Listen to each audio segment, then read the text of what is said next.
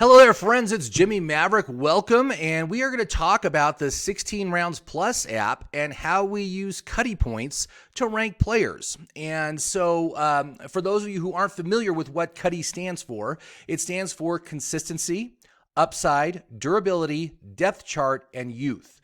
Now, based on how players rate on each of these categories, they earn points. Those points are added up. That's the CUDDY score. And when you are in the app, when you are in draft mode, all the players are sorted by their CUDDY score.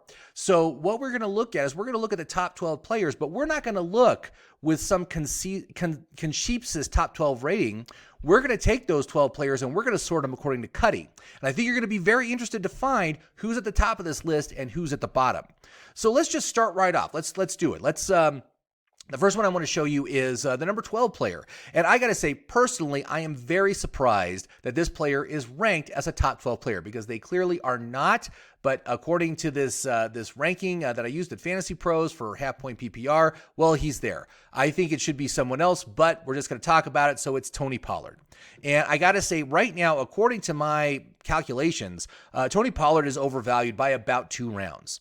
Now, I do understand that a lot of people think that Tony Pollard is going to take over the workhorse role in this backfield, but that is not going to happen. I'm telling you right now, it's not going to happen. They are going more pass-heavy this year. They brought in additional pass catchers. They have a new offensive coordinator, and they brought in Deuce Vaughn to kind of take over the Zeke role in doing the short yardage and touchdowns. Whereas Pollard is going to pretty much maintain his current role. So, he's the finesse player. He's the outside guy. He's the change of pace, the third down guy. And I see that continuing, but I don't see a lot of room for growth for him personally, what he's going to be able to do this year, because I don't think his body can hold up to a more robust workload, especially when we're talking about carries. So, that's the first issue. The second issue is that the dude is injured, right? He broke his leg. He broke his leg in the playoffs of last year. And while that's not a knee injury or an ankle injury or something serious like that, there is still a recovery time to heal. And then he's got to rehab his leg as it was immobilized for probably 6 to 8 weeks. And so he's got to come back from all that. So I'm really looking for him to be listed as a full participant in practice. And when I see that happen, we will remove this injury tag from his name, but I don't think it's going to make any difference. It's not really going to help his CUDDY score. And you can see on the left-hand side in that red stop sign is a big fat 0. That's how many CUDDY points that Tony Pollard is scoring right now, because he's just not a first round pick. He shouldn't even be here, to tell you the truth. He's a very good player, but like I said, he's a third round guy or a fourth round guy. So anyway, let's just move on, because there's no way anybody should take Tony Pollard in the first round. Now, the next guy we're going to talk about is someone that lots of people are still taking very, very early. And both the counselor and myself have been stressing how risky this is this year, as this player is old. He is actually the oldest player in the top 12 right now, and that would be Austin Eckler of the Los Angeles Chargers. Now, Austin Eckler has been outstanding the past few years. I'm not going to deny it. I've missed out on it. I have not participated in it. But now we are in a situation where this guy is 28 years old. And that is a cliff dive age for most running backs. And when we look at the workload he's had over the past few years, plus the fact that now he's 28, it's going to decline, guys. It's going to happen. You don't want to be holding the bag when a player declines. And if a player is in the decline phase of his career, why would you even draft him? There's no upside there. There's no upside. And that's what we're seeing. Austin Eckler only scores two stars on the upside. That's 2 stars out of 5. He does have high durability, high consistency. That's something he has done very well in his role. But they brought in Quentin Johnson, so they now have 3 receivers. Do you really think he's going to be able to maintain the passing role he's had, especially last year when everybody was injured? That's going to regress. His value right now is poor because we are projecting that his yards per carry is going to drop below 4 yards per carry. So he's only projected to score 205 fantasy points. And overall, the dude only scores 29 CUDDY points, which again, the big red stop sign, that's a do not draft. He just doesn't have enough to make me want to spend a top 3 pick. That's when you got to take him. Don't do it. It's fantasy suicide. Don't do that to your fantasy team. Now, the next guy is even higher rated, man. This is a guy that is pretty much the consensus number one. We're talking about Christian McCaffrey. And again, although I do have him rated better than Eckler, because first of all, Christian McCaffrey is only 27, not 28. McCaffrey doesn't score as well in the durability and consistency, but I think he has more upside just because I think he's still able to do it. I think he still can do it. But if you look at his CUDDY score, it's only 35 points, and it's got that yellow triangle. That means he's a risky player. And when you're talking about the first overall pick in the draft, why would you take a player that has that kind of risk when there are better players available? And you're going to see there's much better options available to take as a running back instead of Christian McCaffrey. So we're just going to move on up the list, and we're going to move now into the list of players that actually do all get recommendations. They are all green circle CUDDY score players. And so let's just move right on to rank number 9. That would be Josh Jacobs of the Las Vegas Raiders. Now, Jacobs came off a huge year last year. He was absolutely fantastic. I don't know if you play best ball, but if you did, I saw this stat, and it said if you had Josh Jacobs, if you just took Josh Jacobs, you had a 50-50 shot of being one of the top 2 teams in best ball last year. That's amazing. I mean, that is an amazingly dominant performance. But I'm telling you what, guys, it's going to regress this year. We have seen too many times these players that get these huge workloads, and then the next year, their body just can't hold up. It happened to Jonathan Taylor in 2021, had a fantastic year, almost 350 touches. The dude comes back in 2022, injury riddled, can't maintain the volume, and massive regression happens. I see that happening with Josh Jacobs. And we have seen in his career, the dude has always been a mid-level RB2. That's what he is. It's like David Montgomery. He's that kind of a player. And yet somehow last year he kind of exploded. We've got a change in quarterback. We've got a situation where, again, I'm projecting a decline in his usage, so his value isn't good. I'm only at him projected at 193 fantasy points.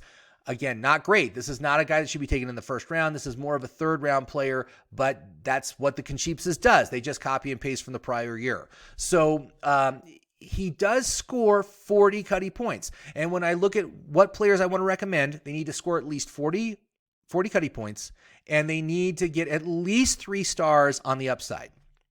That means they just need to have enough positive criteria to offset any negatives about that player. So this Josh Jacobs basically qualifies as a borderline, razor borderline marginal pick. And so I just can't see myself taking him in any leagues because of that. And you will see there are much better options available that you can get at the same time you get Josh Jacobs. So just be very wary of what Josh Jacobs can do for your fantasy team. And I just don't think he is worth the first round pick this year. So moving up, we got another great player that I personally love, Travis Kelce. I even got my Kelce Crunch cereal back there. That's right, Kelce Crunch. I love Travis Kelce. He's fantastic. But the dude's 33. And we know he's the number 1 receiver for the best quarterback in football. We know how good he is, and we know how dominant he is at his position. And I got to say, man, if you are looking for a positional advantage in your fantasy team, take Travis Kelce. Because last year, the number 2 tight end, who I believe was Hawkinson, scored 100 fewer fantasy points than Kelce did. So Kelce is a fine choice, and he scores 45 CUDDY points. Really, it's very good.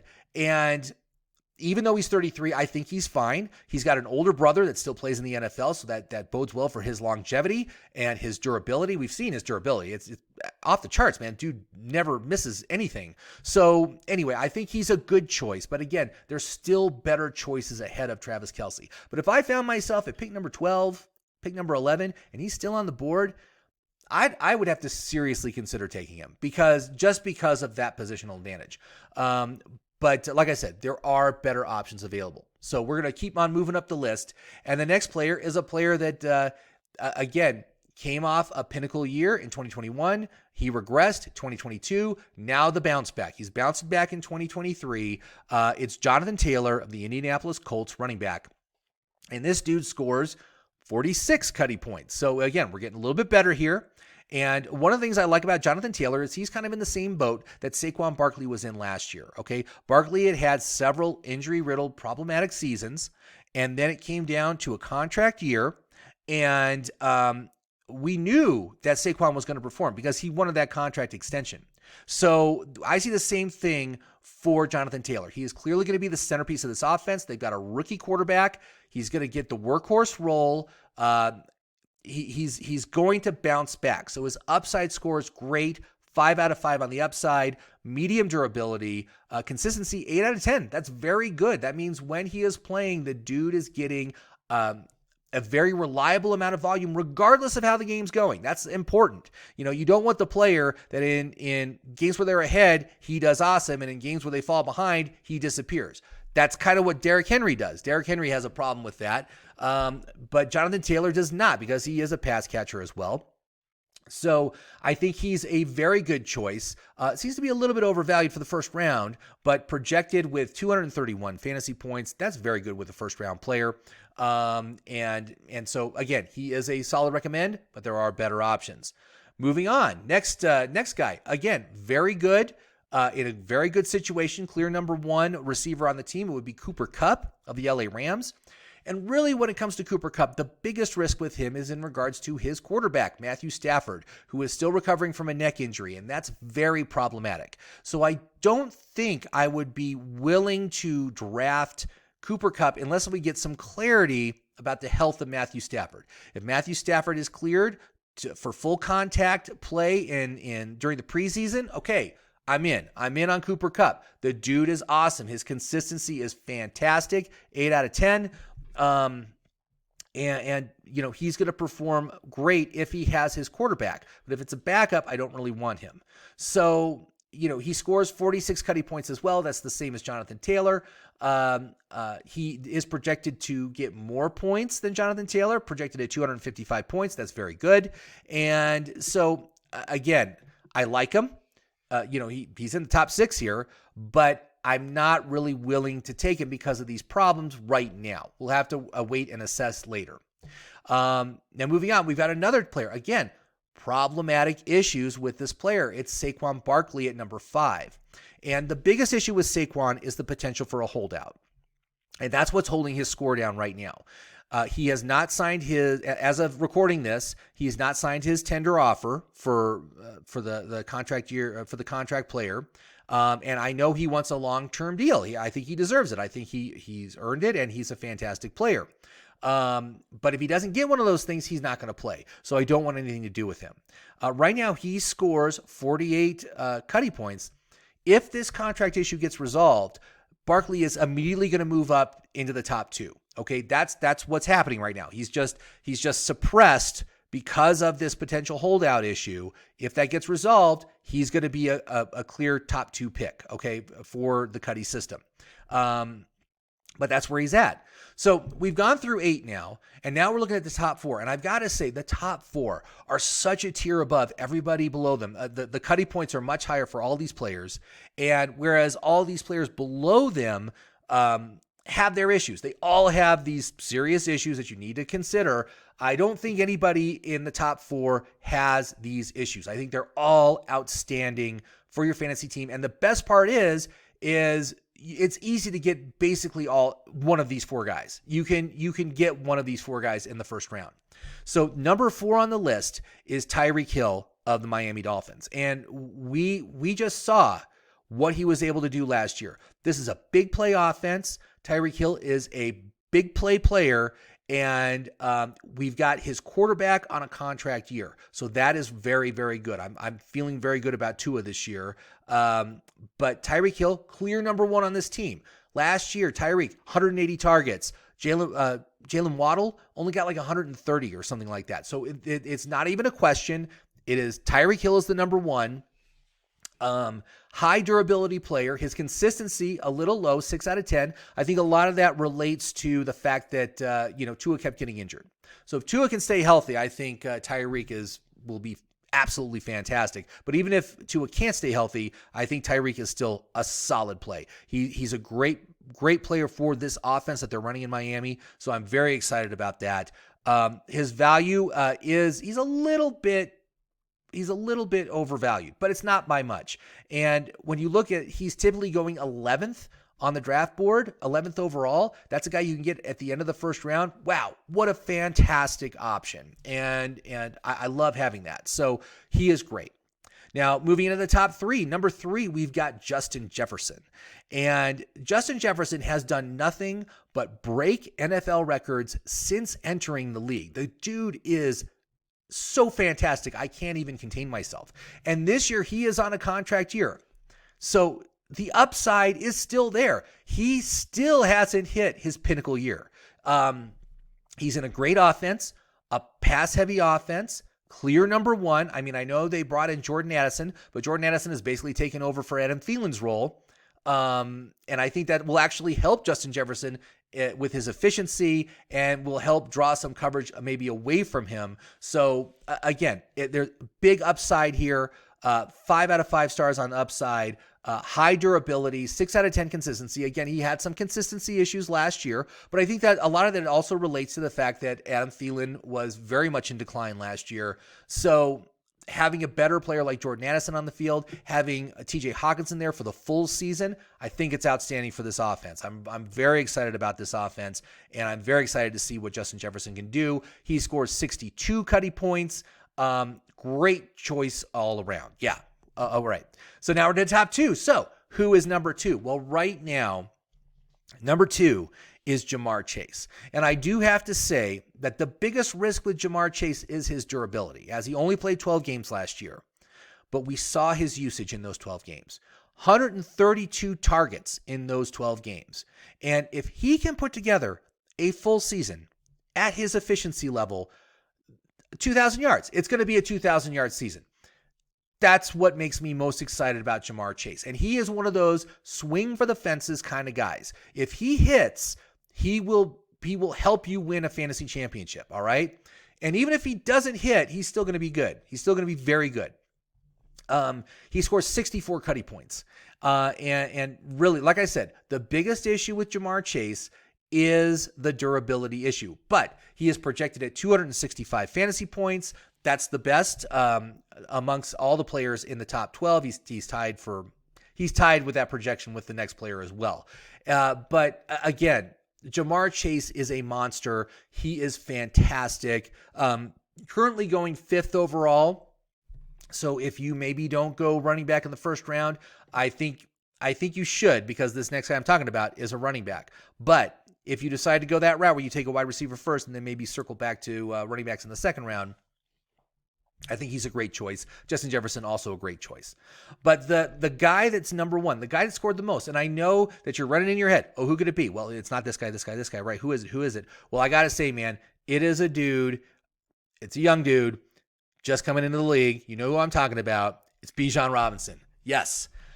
I got to say, I was sweating bullets in the NFL draft because I was hearing all these rumors about where Bijan was going to go. He was going to go to New England. He was going to go to Philadelphia. It didn't happen. Instead, it went to the very, very best landing spot that you could possibly dream about for a workhorse running back, and that is the Atlanta Falcons. The Atlanta Falcons were number 1 in the league last year for rushing volume, for yards per carry. This is a team that is built for the run. The guy that the head coach used to be Derrick Henry's coach. He wants a Derrick Henry. Guess what? He's got a Derrick Henry that can catch passes. So Bijan Robinson is huge. I've got him projected right now at 300 touches, which no one else is even close to. And his upside potential is upwards of 350 touches this year, plus the passing volume, right? The passing volume is probably another 50, 60, 70 targets thrown his way. So we're talking a potential 400 opportunities with the ball. And this team will feed him generously. So what more do you want? What more do you want? You're number 1. Bijan Robinson is coming off 8th overall. And in basically every league, I'm going to take Bijan Robinson first if he's available when it gets to me. There's no reason not to. You can't not get a better situation than what Bijan is in. And I know there are some people out there like, well, what about Tyler Algier? What about Tyler Algier? Well, I got to say, the NFL has a history of doing this, where a guy with low draft capital or no draft capital comes in, and running back comes in, does outstanding, and the team says, to thank you for all that good work you did for us last year, we're going to go spend a high draft pick on an even better running back. It happens all the time. It happened last year to James Robinson when they took Etienne. It happens all the time. Tyler Algier is nothing more than a backup. He is a handcuff to Bijan. There still might be enough running volume for him to get some work, because last year Atlanta ran the ball 559 times, number 1 in the NFL. So there still might be a role for Algier, just not what you're expecting. And he has no impact at all on Bijan being the number 1. So there you go. So there's the top 12.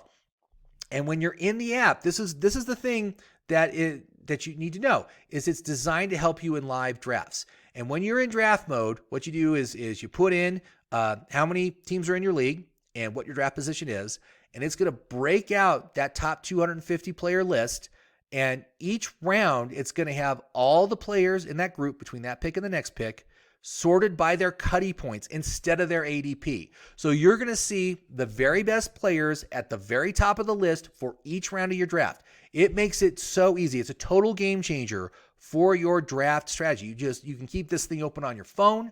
You can keep this thing just on the side on your computer, on the very side of your monitor, and you have your draft board on the other side, and it will help you tremendously in making those critical draft day decisions when you've only got 60 seconds on the clock to make a determination as to who do you want. So I hope you liked the video. Let me know what you think about the list. And obviously, there are some players that should be on this list that weren't. Like, for instance, I don't know how CeeDee Lamb or Stephon Diggs are not in the top 12, but they're not. Again, that wasn't what I was looking at. What I was looking at is the top 12 they have listed. How do they rank according to the CUDDY score? This is how they rank. And so this is a completely different way of looking at your list as opposed to the Conchipsis and how they rank out their players, which is mostly copy and paste. That's why Tony Pollard's in the top 12. Copy and paste. So thank you very much for watching. I hope you liked this. I hope you found it informative. If you haven't done so already, go to 16roundsplus.com. Sign up for a free account. It's free. You can access the free version of the app. You can see the top 36 players with the free version. If you like it, you can unlock all the modes. There's a best ball mode. There's a high stakes mode, PPR, half PPR, standard point leagues. All those are available, plus the full top 250 when you subscribe. It's very reasonable, and you can use it on as many drafts as you want. This thing, right now, it is still under construction, but we anticipated to have it fully ready in about 2 weeks. So on the 21st of May is when we expect it to be fully ready to go. And again, use it in as many drafts as you want. It is an excellent tool. It will give you the edge on draft day. You will dominate your leagues with this thing. So thank you very much for watching. Have a great day, and we'll see you on the draft board.